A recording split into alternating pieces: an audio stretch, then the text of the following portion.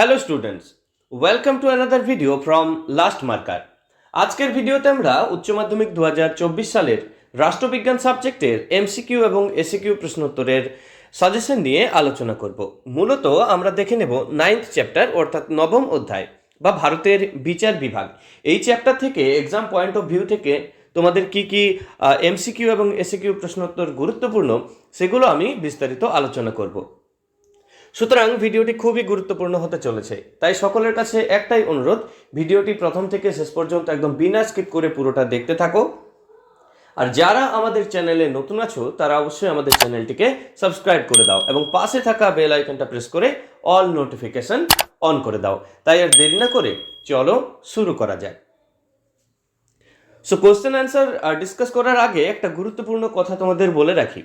এই যে কোশ্চেন এবং অ্যান্সারের পিডিএফটা আছে এটা তোমরা ফ্রিতে পেয়ে যাবে এবং তার জন্য আমাদের অফিসিয়াল টেলিগ্রাম চ্যানেলে জয়েন করে নেওয়াটা অবশ্যই প্রয়োজন।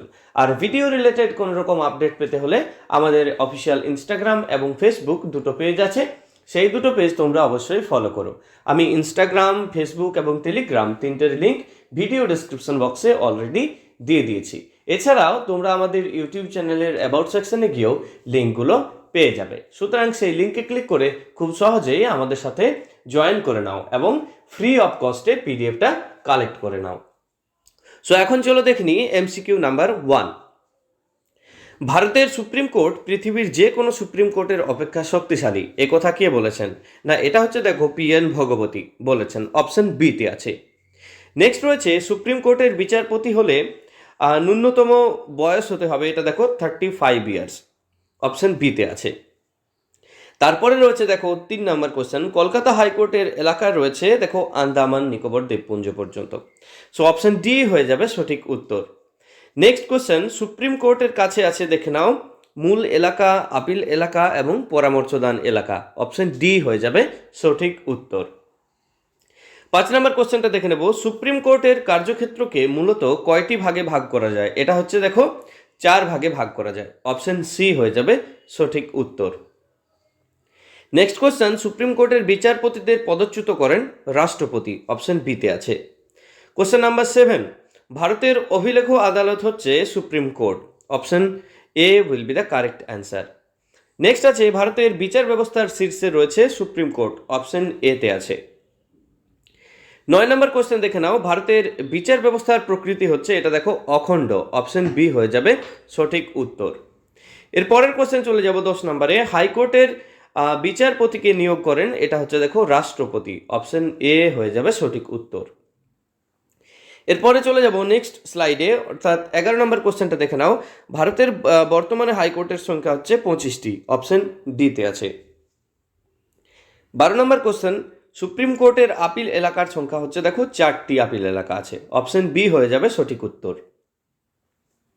13 নম্বর কোশ্চেন, স্বাধীন ভারতের প্রথম বিচারপতি হচ্ছেন, এটা হচ্ছে দেখো হীরালাল জে কানাইয়া, অপশন এতে আছে, দেখে নাও, অপশন এ হয়ে যাবে সঠিক উত্তর। 14 নম্বর কোশ্চেন, কলকাতা হাইকোর্টের বিচারপতিকে নিয়োগ করে থাকেন রাষ্ট্রপতি, অপশন ডি। 15 নম্বর, সুপ্রিম কোর্টের বিচারপতিদের অবসর গ্রহণের বয়স হচ্ছে, দেখে নাও 60 ইয়ার্স, অপশন এ হয়ে যাবে সঠিক উত্তর।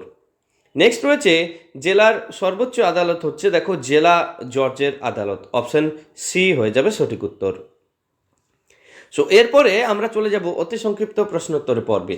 তো তার আগে আরেকটা গুরুত্বপূর্ণ কথা তোমাদের বলে রাখি, আমাদের চ্যানেলেই তোমরা কিন্তু প্রত্যেকটা সাবজেক্টের এবং chapter wise MCQ, SAQ, long question, সমস্ত ধরনের কোশ্চেন অ্যান্সারের সাজেশনমূলক আলোচনা ভিডিওর মাধ্যমে আমাদের চ্যানেলে আপলোড করে দেওয়া আছে। সো তোমরা কিন্তু প্রত্যেকটা ইন্ডিভিজুয়াল প্লেলিস্ট বরাবর পরপর ভিডিওগুলো দেখে নিতে পারবে। সো এর জন্য আমাদের অবশ্যই চ্যানেলে তোমরা সাবস্ক্রাইব করে নাও এবং পাশে থাকা বেল আইকনটা প্রেস করে অল নোটিফিকেশন অন করে দাও। এবং যে সকল বন্ধুরা এখনও আমাদের চ্যানেলে যুক্ত হওনি তাদেরকে তোমরা কিন্তু চ্যানেলটা শেয়ার করতে অবশ্যই ভুলো না। সো এরপরে চলো আমরা দেখে নেব অতি সংক্ষিপ্ত প্রশ্নোত্তর পর্বে। দেখে নাও 1 নম্বর কোশ্চেনটা রয়েছে, সুপ্রিম কোর্টের এখতিয়ার বা এলাকাগুলি কি কি? এটা হচ্ছে দেখো মূল এলাকা, আপিল এলাকা, পরামর্শ দান এলাকা, আদেশ এবং নির্দেশ ও লেখ দান করার এলাকা। কোশ্চেন নাম্বার 2 দেখে নেব, গণ আদালতের কার্যাবলী কি কি? না দীর্ঘদিন ধরে কোনো মামলা চললে তার নিষ্পত্তি লোক আদালত করে থাকে যদি উভয় পক্ষই সম্মতি দেয়। সো নেক্সট চলে যাব আমরা, ভারতের সর্বোচ্চ আপিল আদালতের নাম কি? এটা খুবই কমন কোশ্চেন, দেখো সুপ্রিম কোর্ট। তারপরে রয়েছে দেখো লোক আদালতের দুটি উপযোগিতা লেখো। একটা হচ্ছে দেখে নাও, লোক আদালত সমাজের দুর্বলতর শ্রেণীকে বিনামূল্যে আইনি সাহায্য দেওয়ার জন্য কাজ করে। এবং নেক্সট হচ্ছে দেখো, লোক আদালতগুলি মামলার নিষ্পত্তি দ্রুত হয়ে থাকে।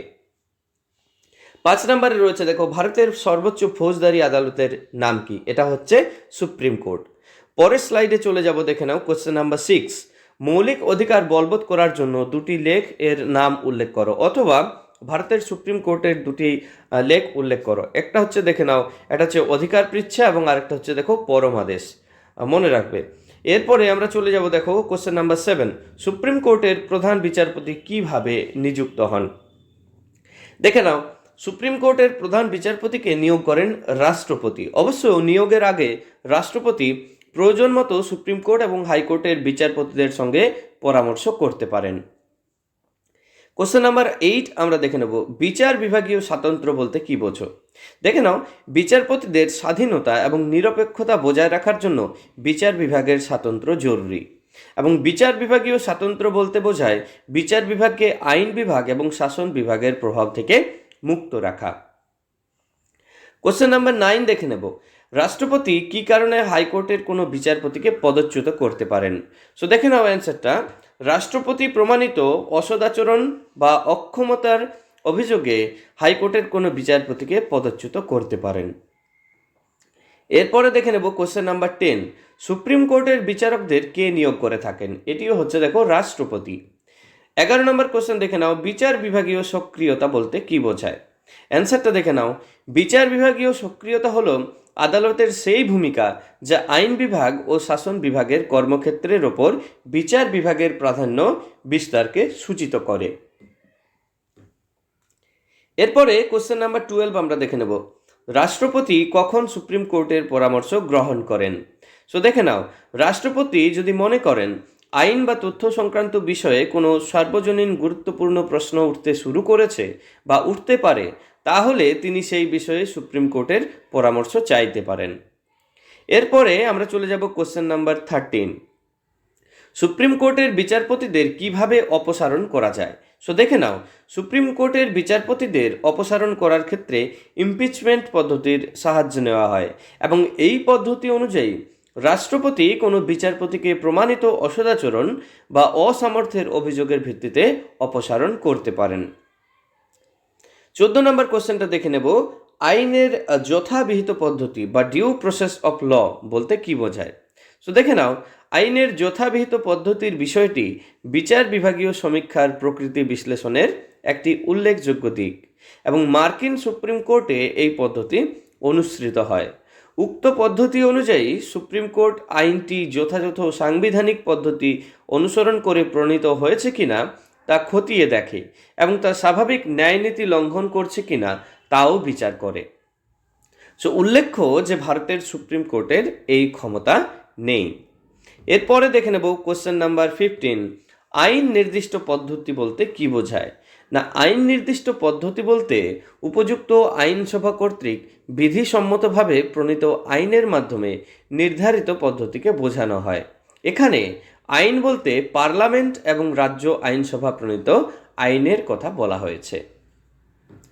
পরে চলে যাব আমরা নেক্সট স্লাইডে চলে যাব, কোশ্চেন নাম্বার 16 দেখে নাও, না সুপ্রিম কোর্টের বিচারপতিদের কার্যকাল কতদিন পর্যন্ত? এটা হচ্ছে দেখো 65 ইয়ার্স পর্যন্ত তারা স্বপদে অধিষ্ঠিত থাকতে পারেন। এরপরে চলে যাব কোশ্চেন নাম্বার 17, সুপ্রিম কোর্টের বিচারপতিদের কিভাবে নিযুক্ত করা হয়? না দেখে নাও, সুপ্রিম কোর্টের বিচারপতিরা রাষ্ট্রপতি কর্তৃক নিযুক্ত হন এবং তাদের নিয়োগের আগে রাষ্ট্রপতি অবশ্যই প্রধান বিচারপতির সাথে পরামর্শ করতে হবে। নেক্সট রয়েছে দেখে নাও, হাইকোর্টের বিচারপতিদের কার্যকালের মেয়াদ কতদিন? না দেখে নাও, 62 বছর বয়স পর্যন্ত তাদের স্বপদে অধিষ্ঠিত থাকতে পারেন। অবশ্য তার পূর্বেই তারা পদত্যাগ করতে পারেন অথবা পদচ্যুত হতে পারেন। 19 নম্বর কোশ্চেনটা দেখে নেব, হাইকোর্টের বিচারপতিদের পদে নিযুক্ত হওয়ার কি যোগ্যতা আছে। না দেখে নাও, হাইকোর্টের বিচারপতি পদে নিযুক্ত হওয়ার জন্য বিচারপতিকে অবশ্যই ভারতীয় নাগরিক হতে হবে, ভারতের কোনো বিচারালয়ে কমপক্ষে 10 বছরের যে কোনো বিচার বিভাগীয় পদে কাজের অভিজ্ঞতা, অথবা অন্তত 10 বছর কোনো হাইকোর্টে বা 2 বা ততোধিক হাইকোর্টে একাধিক ক্রমে আইনজীবী হিসেবে কাজ করার অভিজ্ঞতা থাকতে হবে। নেক্সট আমরা চলে যাব 20 নম্বর কোশ্চেনটা, লোক আদালত গঠনের উদ্দেশ্য কি।